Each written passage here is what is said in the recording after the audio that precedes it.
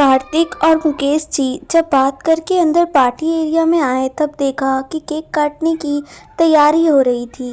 कार्तिक ने अपनी नज़र चारों ओर घुमाई। वह नन्ही को देखना चाहता था पर नन्ही कहीं नज़र ही नहीं आ रही थी। तभी उसे साइड के एक सोफे पर नन्ही बैठी दिखाई दी, जिसके एक तरफ हनी और दूसरी तरफ बनी था। हनी और बनी दोनों जुड़वा थे। नन्ही उन दोनों से बातें कर रही थी और वे दोनों भी उत्साह से उसका जवाब दे रहे थे। उन दोनों को इस तरह बातें करता देख कार्तिक को अच्छा लगा। उसने अपने कदम उनकी ओर बढ़ा दिए। उसे देखते ही हनी और बनी दौड़ते हुए उसके पास आए। कार्तिक अपने घुटनों के बल बैठकर उन दोनों को अपने गले से लगाता है। कैसे हैं मेरे दोनों शरारती बच्चे? पापा, हम शरारत कहाँ करते हैं। अच्छा, और जो आप करते हो उसको क्या कहते हैं? क्या पापा, आप भी ना? कहकर हनी ने अपना मुंह फुला लिया। कार्तिक ने दोनों को अपने गले से लगा लिया। घर के सभी बच्चे पूरी पार्टी के दौरान नन्ही के आसपास ही रहे। नंदनी में खुद भी बचपना था और इन बच्चों के साथ मिलकर उसका बचपना मानो और ज़्यादा उभर आया था। उसकी उछल कूद को घर के सभी लोग मुस्कुराकर देख रहे थे। पार्टी खत्म होने के बाद जब सभी बच्चों को लेकर लौट रहे थे तो सभी 6 के 6 बच्चे इस बार नन्ही के साथ बैठने की जिद कर रहे थे। कार्तिक ड्राइविंग सीट पर बैठा और नन्ही उसके साथ थी। बाकी सभी बच्चे जैसे तैसे करके कार में घुस गए। नन्ही सिर्फ एक ही दिन में इन सभी बच्चों की फेवरेट बन गई थी। कार्तिक ने रियर व्यू मिरर को नन्ही की तरफ पॉइंट किया। वह बार बार उसी की तरफ देख रहा था। घर पहुंचते पहुंचते रात का 1 बज चुका था। सभी बच्चों के लिए एक ही कमरा था जिसमें वह 6 के साथ रहते थे। नन्ही ने सभी बच्चों को सुलाकर उनके ब्लैंकेट ठीक किए, लाइट ऑफ की और एक मध्यम रोशनी वाली लाइट जला दी। कमरे को बंद करके वह बाहर निकल आई। सत्यम उसे देख रहे थे। भाभी, आप सोई नहीं अभी तक? तुम ही तो नहीं सोए, सत्यम जी ने कहा। जा ही रही थी। गुड नाइट, गुड नाइट, सत्यम जी बोले। नन्ही कार्तिक के रूम की ओर चली गई। प्रीति आई और सत्यम के बाजू को पकड़कर अपना सिर उसके कंधे पर रखकर बोली, चलो हम भी चलते हैं सोने के लिए। वैसे भी आज थक गई हूँ। सत्यम ने अपने चारों तरफ देखा, फिर छुप कर प्रीति को गोद में उठा लिया और कहा, अगर तुम थक गई हो तो मैं तुम्हें तुम्हारे कमरे तक छोड़ देता हूँ। कहो तो तुम्हारा पैर भी दबा दूँ। कहते हुए वह अपने कमरे की ओर बढ़ गया। अच्छा, आप मेरा पैर दबाएंगे? प्रीति मुस्कुरा कर कहती है। तुम तो ऐसे कह रही हो जैसे मैंने कभी किया ही ना हो। प्रीति खिलखिलाकर हंस पड़ी। सत्यम कमरे में आकर प्रीति को उतार देते हैं। अपना नाइट सूट लेकर बाथरूम की ओर बढ़ जाते हैं। जब वह बाहर निकले तब तक प्रीति बिस्तर लगा चुकी थी और ड्रेसिंग टेबल के सामने खड़ी होकर अपने गहने उतार रही थी। सत्यम को देखते ही प्रीति बोली, मुझे लगता है नन्ही कार्तिक को बदल देगी। वह बहुत भोली है, कहीं वो कार्तिक के चक्कर में मुरझा ना जाए। सत्यम प्रीति के बाल खोलते हुए बोले, उसने एक दिन में पूरे बच्चों का दिल जीत लिया। उसके अंदर कुछ तो खास बात है। वो तो है, कहते हुए प्रीति मुस्कुरा दी। सत्यम अपना फ़ोन लेकर बिस्तर पर बैठ गए। प्रीति बाथरूम में नहाने चली गई। सत्यम अपने फ़ोन में व्यस्त हो गया। प्रीति बाथरूम से बाहर आई और अपने गीले बालों को सुखाने लगी। सत्यम बिस्तर पर लेटे हुए थे। उन्होंने प्रीति का हाथ पकड़कर उसे भी अपनी तरफ खींच लिया। मैं कर दूंगा, वैसे भी तुम थक गई हो ना? नहीं, इतनी ज़्यादा भी नहीं थकी हूँ मैं। थैंक यू सो मच, पर मैं इतना तो कर ही लूँगी। ये तो अच्छा है, जब मैं कुछ नहीं करता तब कहती हो कि मेरी मदद नहीं करते। अब करना चाहता हूँ तो मना कर रही हो। हाँ, क्योंकि आप क्या मदद कर रहे हो अभी मैं देख रही हूँ। कपड़े सूखने के लिए डालती हूँ और आकर बिस्तर पर लेट जाती हूँ, कहकर प्रीति टॉवल को उठा लेती है। नन्ही अपने कमरे में आई तो देखा कि कार्तिक नहा रहा था। नन्ही अपने गहनों को उतारकर उन्हें संभाल कर डिब्बे में रख रही थी। तभी कार्तिक बाथरूम से बाहर निकला। वह आईने में नन्ही को देखते हुए उसके पास वाली कुर्सी पर बैठ गया और बोला, तुम्हें पहले से पता था हनी और बनी के बारे में? नन्ही ने अपनी गर्दन झुका ली। कार्तिक समझ गया कि वह पहले नहीं जानती थी। उसने नन्ही का हाथ पकड़ लिया और दूसरे हाथ से उसके हाथों पर अंगूठे से हल्के हल्के सहलाते हुए बोला, पिछले 2 साल से मैं उनकी कस्टडी का केस लड़ रहा हूँ और मैं इसलिए शादी करने के लिए तैयार हुआ था क्योंकि इसके बाद मुझे बच्चों की कस्टडी हासिल करने में मदद मिलती। नन्ही ने कुछ नहीं कहा, बस हल्के से गर्दन हिलाकर हामी भर दी। नन्ही, तुम बहुत छोटी हो। नंदिनी भी आई और बिस्तर के दूसरे किनारे पर लेट गई। नन्ही तो थोड़ी ही देर में सो गई थी, लेकिन कार्तिक बिस्तर पर करवटें बदल रहा था, बस यही सोचते हुए कि क्या उसने सही किया या नहीं। शायद ये सब समझ ना पाऊँ, लेकिन मुझे मेरे बच्चों की कस्टडी किसी भी हाल में चाहिए। कार्तिक उठकर खड़ा हुआ और आगे बोला, एक बार ये कस्टडी मुझे मिल जाए तो मैं तुम्हें इस ज़बरदस्ती के रिश्ते से आज़ाद कर दूंगा। आज़ाद? नन्ही भी खड़े होते हुए बोली, तलाक। मैं तुम्हें तलाक दे दूंगा, उसके बाद तुम जो चाहो वो कर सकती हो। तलाक शब्द सुनते ही नन्ही कार्तिक की ओर देखने लगी।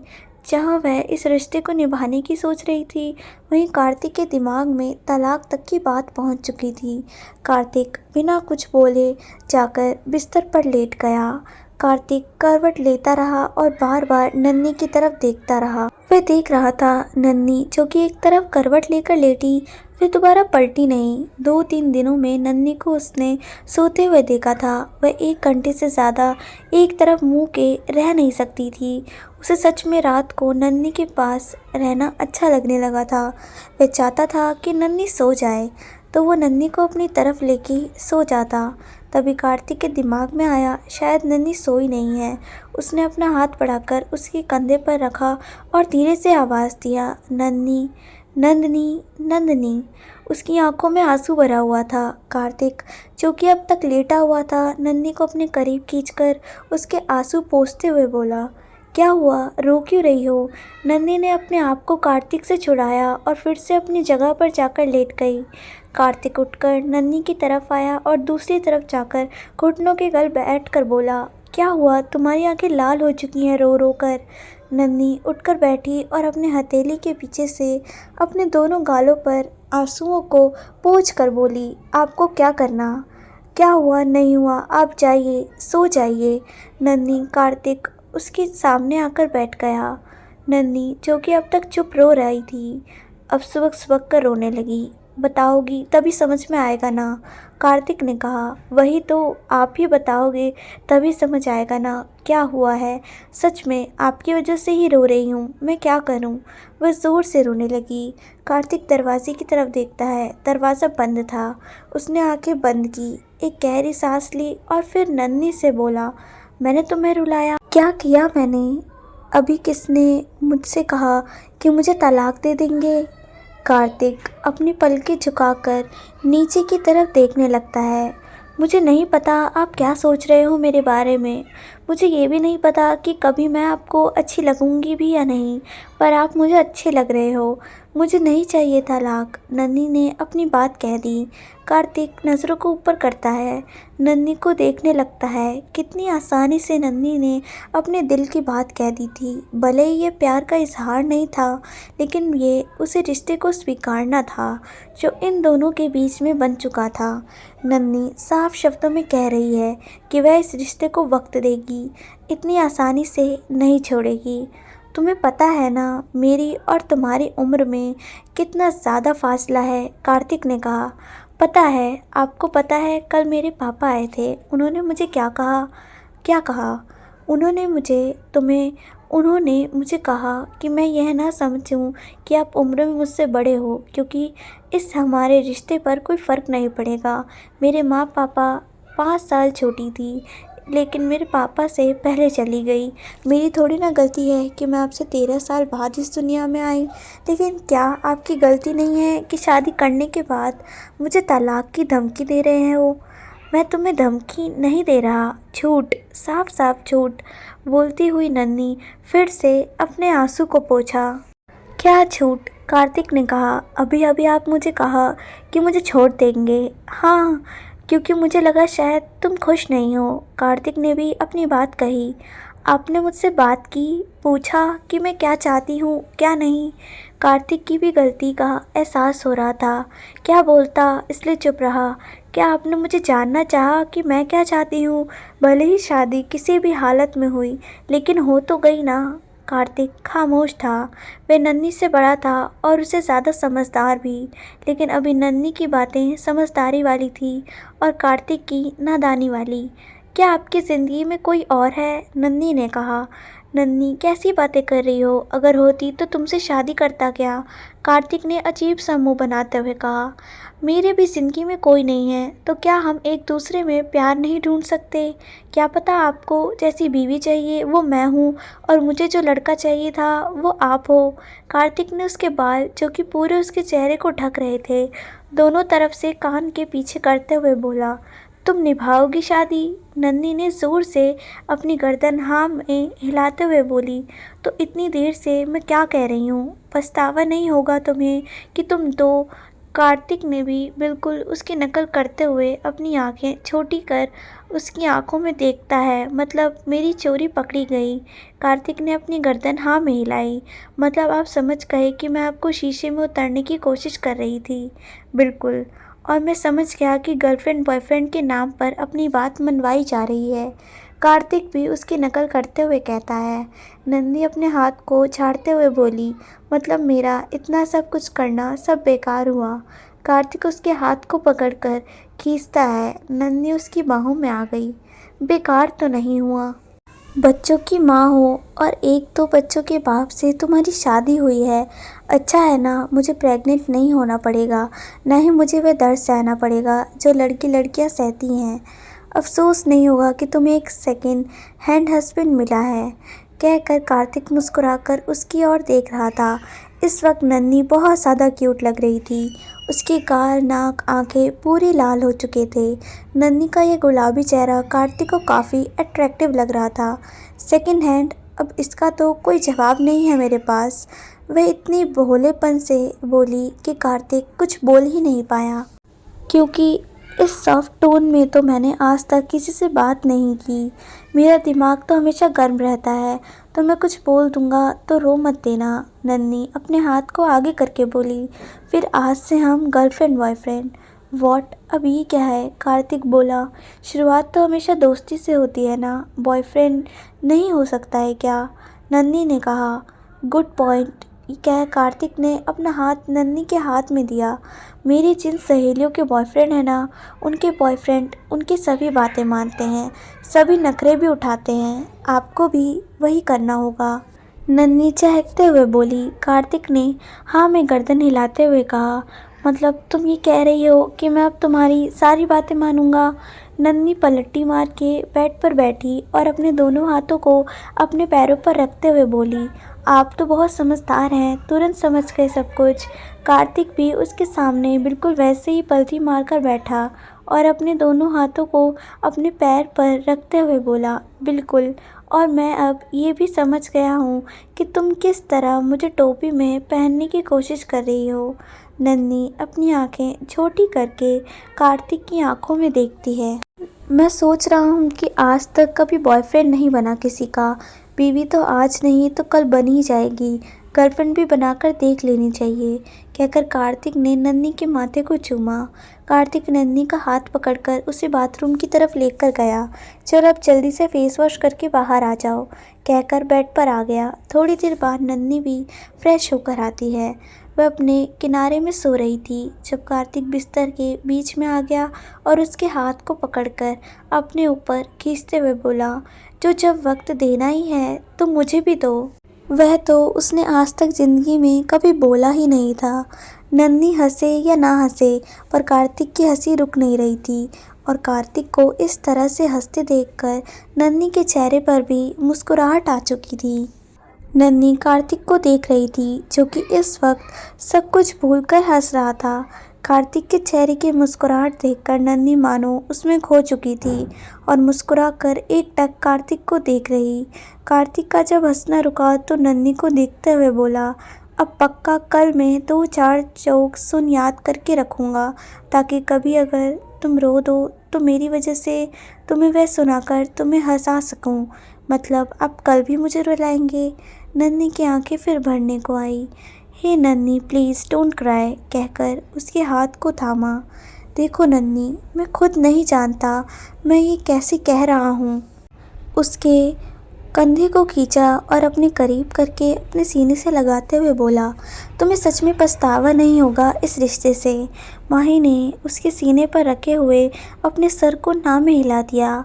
कार्तिक उसके बालों पर अपने होंठ रखते हुए बोला, सॉरी, मेरी वजह से तुम्हें रोना पड़ा। आपको अफसोस है इस बात का कि मैं आपके लिए रोई। हाँ, तुम्हारी आंखों में आंसू अच्छा नहीं लगता। तुम हंसती खिलखिलाती ही अच्छी लगती हो। तो फिर मुझे कोई जोक सुनाकर हंसा दीजिए, नंदिनी ने मुस्कुराकर कहा। कार्तिक उसकी बात पर ठहाका मारकर हंस पड़ा। जोक? नन्ही उसके कंधे पर सर रखकर लेट गई। आज कार्तिक को नन्ही को अपने करीब लाने के लिए बहाने ज़रूरत नहीं पड़ी। आज कार्तिक नन्ही के सोते वक्त हाथ पांव फेंकने की आदत को भी समझ चुका था। बेचारा कभी अपने पेट को सहलाता तो कभी अपने नाक पर। मजाल है कि उसने नन्ही को अपनी बाहों से आज़ाद किया हो। सुबह जब नन्ही उठी तो वह कार्तिक की बाहों में थी। नन्ही उसके हाथ को हटाकर उतरने वाली थी कि कार्तिक ने उसे खींचकर अपने नज़दीक लिया और उसके कान के पास जाकर बोला, गुड मॉर्निंग गर्लफ्रेंड। नन्ही मुस्कुराकर कार्तिक की तरफ देखती है। आपको भी याद है हमारी रात की बातें? मैं तुम्हें गजनी नज़र आता हूँ जो हर कुछ घंटे के बाद बातें भूल जाऊँगा।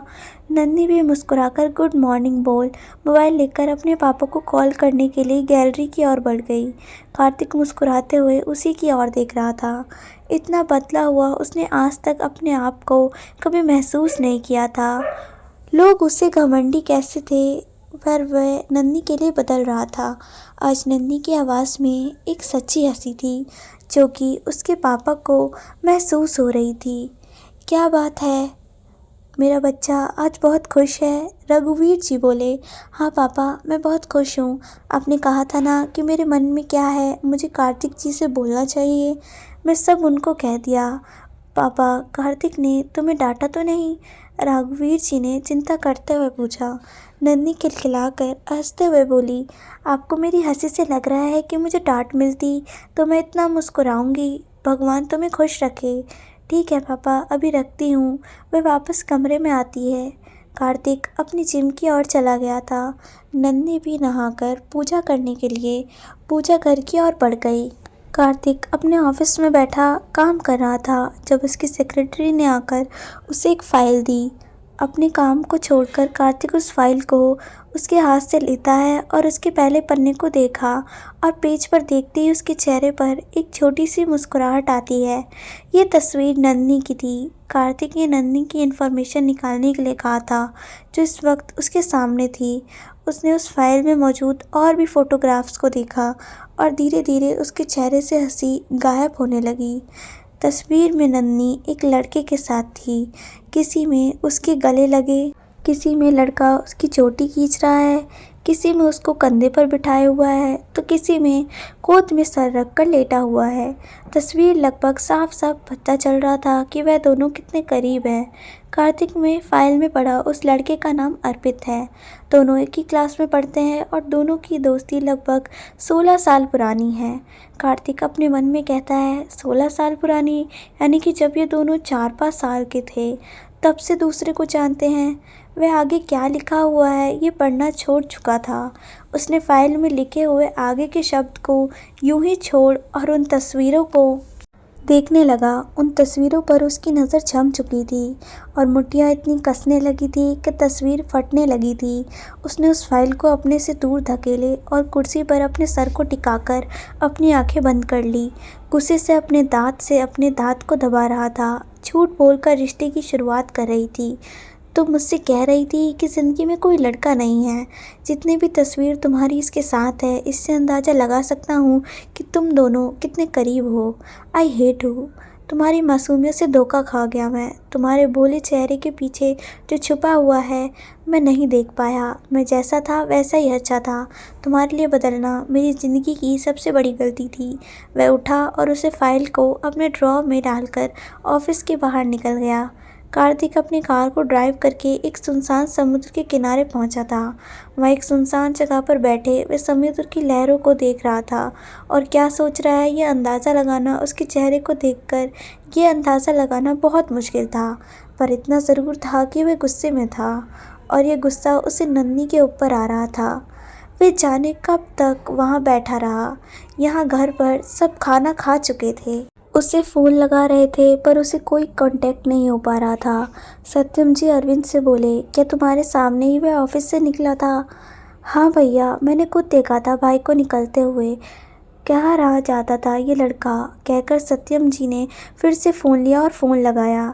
तब तक कार्तिक अंदर आ रहा था। सभी को इग्नोर करते हुए वो आगे बढ़ने लगा, जिस पर उसके पापा ने उसे आवाज़ देते हुए कहा, बताकर भी नहीं जाते, कोई बात नहीं, पर सामने से अगर कॉल आए तो कॉल तो रिसीव कर लिया करो। कार्तिक पलटकर उसकी तरफ देखा और बोला, आपको पता है कि मुझे पसंद नहीं कोई मुझे ज़्यादा रोक टोक करे, इसे रोक टोक करना नहीं कहते हैं।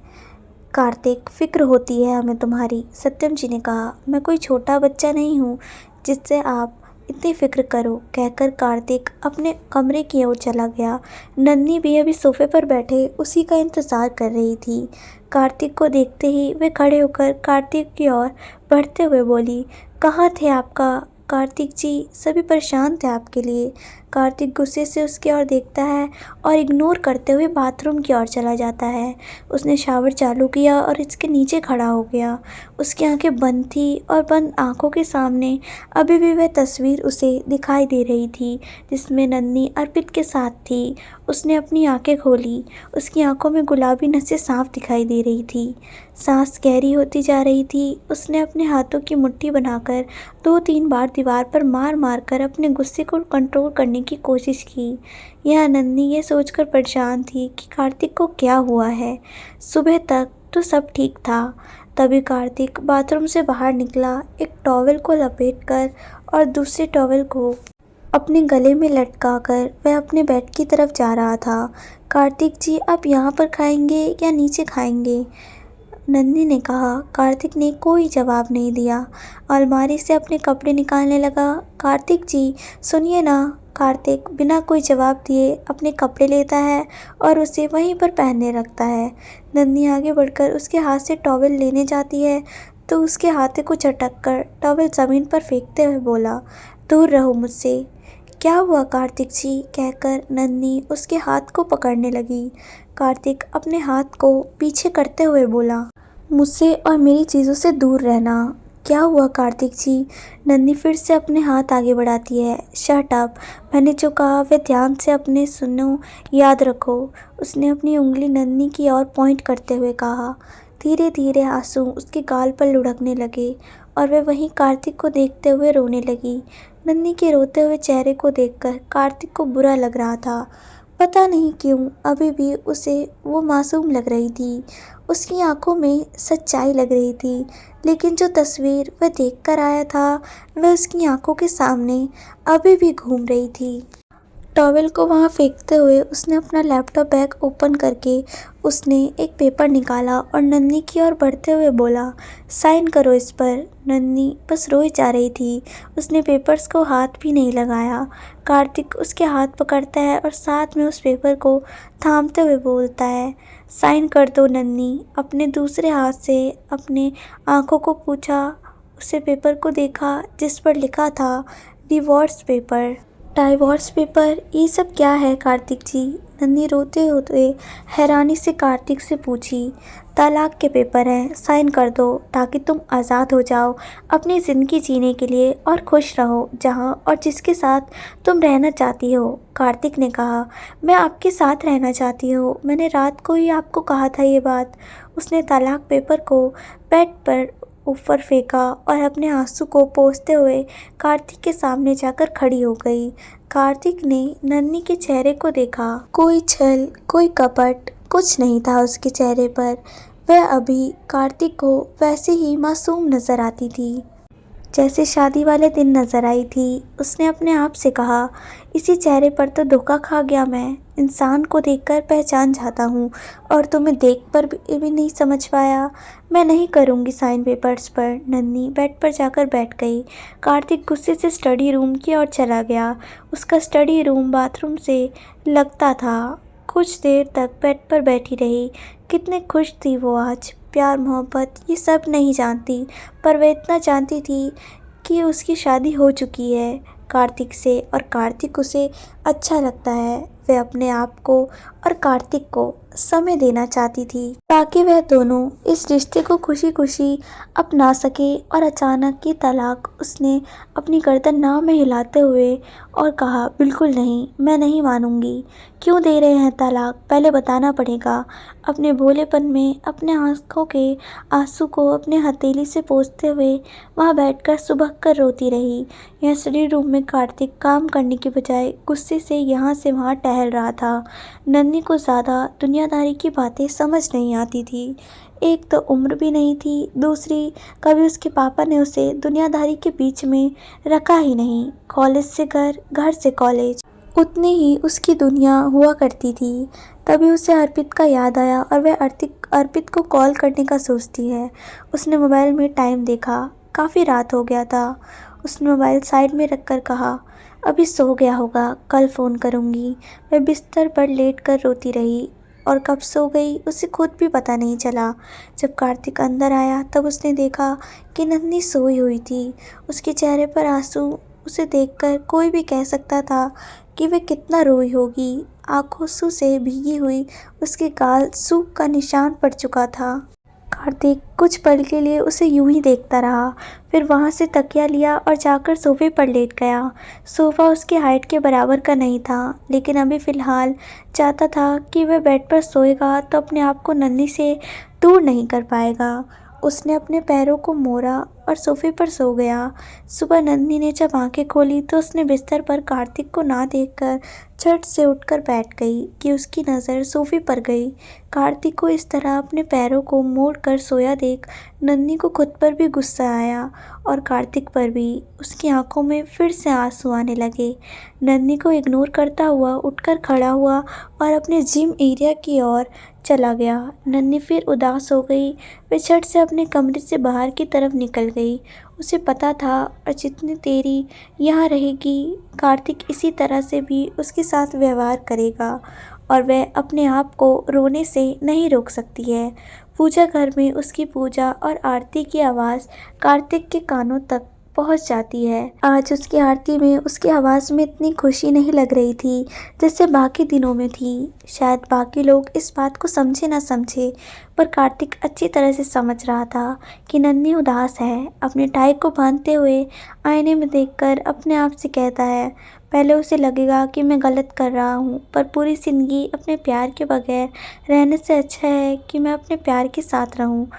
कार्तिक के रूड व्यवहार की सभी को आदत था, इसलिए उन्हें कुछ फ़र्क भी नहीं पड़ रहा था कि कार्तिक सुबह से उखड़ा हुआ है। घर में एक प्रीति ही थी जो कुछ ना कुछ कार्तिक से कह दिया। कार्तिक नाश्ता करने के लिए बैठा। घर के सभी लोग नाश्ता करने के लिए पहले ही बैठ गए थे। उनकी पत्नी उनके प्लेट में नाश्ता लगा रही थी और नन्ही कार्तिक के प्लेट में खाना डाला। कार्तिक ने अपने हाथ दिखाकर उसे मना कर देता है। कार्तिक जी, बहुत धीरे से नन्ही बोली थी, मैं ले लूँगा, कहकर कार्तिक ने अपना हाथ बढ़ाया और अपना खाना खुद से निकाल लिया। कार्तिक गुस्से से नाश्ता कर रहा था।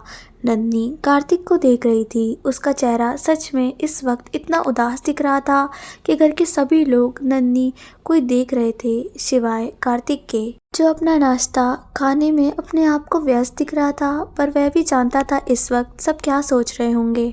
डाइनिंग टेबल पर इस वक्त सिचुएशन ऐसी थी कि कार्तिक नाश्ता कर रहा था। नन्ही अपना उदास सा चेहरा लिए कार्तिक को देख रही थी और पूरे घर वाले कभी नन्ही तो कभी कार्तिक को देखते। अपने नाश्ते को कार्तिक ने पूरा खाया भी नहीं। उठकर खड़ा होते हुए जोर से चेयर पर लात मारकर उसे अपने से दूर किया और अपना बैग उठाकर निकल गया। उसको जाकर देखते ही उसके दादाजी बोले, इसके अंदर ये अकड़ आता कहाँ से है, बता सकते हो? सत्यम उठकर हंसते हुए बोला, दादाजी, अगर पता होता तो थोड़ी सी अकड़ मैं भी ना ले लेता। दादाजी सत्यम की बात पर बोले, अरे रहने दे, ये एक ही हमसे नहीं संभल रहे, दो दो अकड़ चंद इस घर में क्या रहेंगे। उन दोनों की बातें सुनकर सभी ठहाके मारकर हंसने लगे। नंदिनी कार्तिक के प्लेट में देखती है जिसमें आधे से ज़्यादा नाश्ता बचा हुआ था। वे कार्तिक के चेयर पर बैठ गई और उसी प्लेट से नाश्ता करने लगी, पर खाया उससे भी नहीं जा रहा था। उसे यही सोच कर डर लग रहा था कि अगर कार्तिक फिर आया और उसने कहा कि तलाक चाहिए तो क्या होगा, उसे इस बात का एहसास हो रहा था। उससे कहाँ पर गलती हुई और खाते खाते यही सोच रही थी कि अगर उसे तलाक पेपर साइन कर दिया, उसे उसके मायके में छोड़ आएंगे। उसके पापा जो हमेशा इस रिश्ते को निभाने के लिए उसे प्रोत्साहित करते रहते हैं, उनसे क्या कहेगी कि उनकी बातें का मान भी नहीं रख पाई। तभी उसकी आंखों से आंसू उसके गालों पर लुढ़कता है। नन्ही, क्या हुआ? प्रीति जो कि उसके बगल में बैठी थी, उसके चेहरे को प्यार से अपनी तरफ घुमाते हुए बोली। नन्ही बोली, कुछ नहीं, पापा की याद आ गई। कहकर नन्ही अपना सर झुका लेती है। प्रीति आगे बढ़ती है और नन्ही का हाथ पकड़कर उसे बिठाते हुए बोली। कार्तिक ने डांटा, क्या बात है नन्ही, जो कि अपने रोने को कंट्रोल करने की कोशिश कर रही थी, अपने गर्दन झुकाकर चुपचाप बैठी रही। प्रीति और सत्यम समझ गए कि बिल्कुल सही समझ रहे हैं। सत्यम जो कि पास में ही खड़े थे बोले, देखो नन्ही, कार्तिक हम लोगों की तरह नहीं है। उसका दिमाग सिर्फ उसके बिजनेस में चलता है, बाकी चीज़ों को बिल्कुल भी नहीं समझ पाता। उसकी बातों को इस तरह दिल पर लगाओगे तो यूं ही हमेशा उदास रहोगी। अभी देखा नहीं तुमने डाइनिंग टेबल पर दादाजी ने हमसे कैसे बोल रहा था? क्या हम में से कोई उदास हुआ? प्रीति ने मुस्कुरा कर कहा, तो मैं उसकी कॉलेज की फ्रेंड हूँ, 16 साल की उम्र से जानती हूँ उसे। फिर भी कभी कभी तो लगता है जैसे मैं उसे जानती ही नहीं। वह दिल का बुरा नहीं है, बस कर्म मिजाज का है, और उसे अब संभालना तुम्हारी ही जिम्मेदारी है। नन्ही अब जोर जोर से रोने लगी थी। वह भी उन लोगों को नहीं बता पा रही थी कि कार्तिक ने उसे तलाक के लिए पेपर दिया है। प्रीति उसकी आंखों को आंसू को पोंछकर अपने गले से लगाते हुए उसके बालों को सहलाने लगती है और उसे धैर्य रखने के लिए कहने लगी। नन्ही को इस तरह रोता देखकर सत्यम कमरे से बाहर आ जाते हैं। उन्होंने सोच लिया था कि वे कार्तिक से बात करेंगे। ये बात तो सत्यम भी जानते थे, कार्तिक के स्वभाव को हर कोई नहीं झेल सकता, और इन सब ने उसे बचपन में देखा है, इसलिए उन्हें आदत हो गई है कार्तिक के इस तरह की व्यवहार की। लेकिन नन्ही ये तो अभी कुछ दिन पहले ही आई है, इसे वक्त लगेगा इन सब चीज़ों को समझने के लिए। यही सोचकर वे कार्तिक के ऑफिस में उसी कैबिन में बैठे हुए थे। क्या हुआ नन्ही को, क्यों डांट के आए हो आज घर पर? सत्यम जी ने बात को घुमा फिराकर पूछने की वजह सीधे सीधे पूछ लिया। क्यों शिकायत कर रही थी मेरी? कार्तिक ने भी बहुत ही रूडली जवाब दिया। नहीं, वह बेचारी तो कुछ बोल ही नहीं रही थी। उसमें मासूमियत ज़रूर है, लेकिन वह बहुत समझदार है, वह सब समझ जाएगी, बस उसे थोड़ा समय दो भाई। मैं फ़िलहाल इस बारे में बात नहीं करना चाहता। लेकिन क्या बात है, हम भी तो समझे। बात सिर्फ इतनी है कि मुझे ये ज़बरदस्ती वाली शादी नहीं चाहिए। कार्तिक गुस्से में लैपटॉप बंद करते हुए बोला। सत्यम जी खड़े होते हुए गुस्से से बोले, शादी हो चुकी है, आप उसके लिए मेरे खिलाफ बोल रहे हैं? मैं तुम्हारे खिलाफ नहीं बोल रहा, और ना मैं उसके साथ भी नहीं हूँ। मैं जो देख रहा हूँ मैं सिर्फ वही बता रहा हूँ।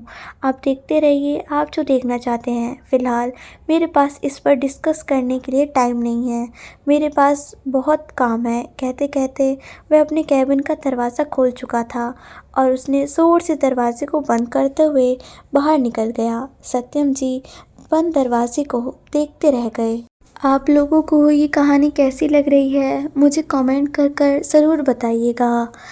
आगे की कहानी सुनने के लिए चैनल को सब्सक्राइब करें, वीडियो को लाइक कमेंट शेयर ज़रूर करें। धन्यवाद।